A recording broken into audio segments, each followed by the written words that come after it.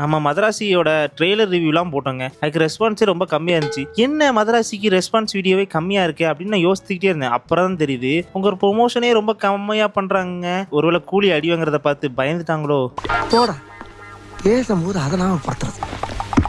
ஐயோ நம்ம மைண்ட் அங்க போகுது. போட்டுக்கலாம் ப்ரோ. லோகேஷ் கனகராஜன் நான் பார்க்கணும். ரொம்ப ஹைப் பண்ணாதீங்க படத்துக்கு. அதெல்லாம் கண்ணு முன்னால வந்து போமா இல்லையா?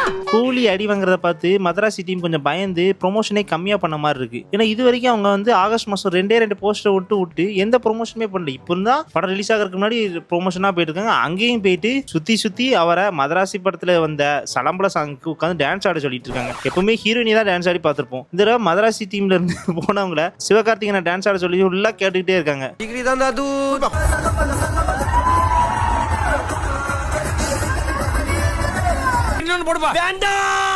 வேண்டாமா அப்படின்னா கேட்க போறீங்க? நிறைய சொல்லுங்க, எதுக்கு ஊத்தி வைப்பான்.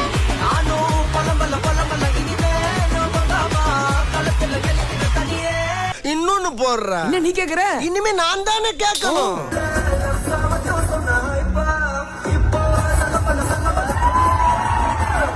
அப்பா சொல்லு, என்னாச்சு? முடியல.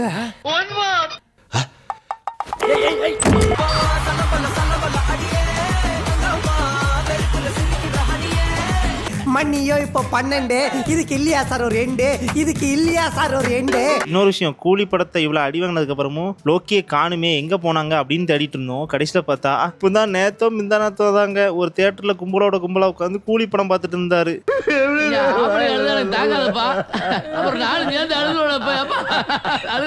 அவரோட நிலைமை எனக்கு புரியுது. இன்னும் அவரு கூலியை விட்டு வெளியே வரலங்க. என்ன கொஞ்சம் நெஞ்ச அடியா? அது ஒண்ணும் இல்ல மாப்பிள, தனியா ஒரு அல்லக்கை வந்து மாட்டிச்சு.